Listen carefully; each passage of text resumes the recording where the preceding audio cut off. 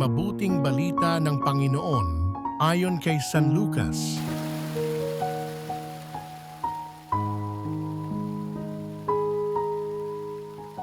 Noong panahong iyon, sinabi ni Jesus sa kanyang mga alagad, ang anak ng tao dapat magtiis ng maraming hirap. Itatakwil siya ng matatanda ng bayan, ng mga punong saserdote at ng mga eskriba. Ipapapatay nila siya, ngunit sa ikatlong araw ay muling mabubuhay. At sinabi niya sa lahat, kung ibig ninumang sumunod sa akin, limutin niya ang ukol sa kanyang sarili, pasanin araw-araw ang kanyang krus at sumunod sa akin.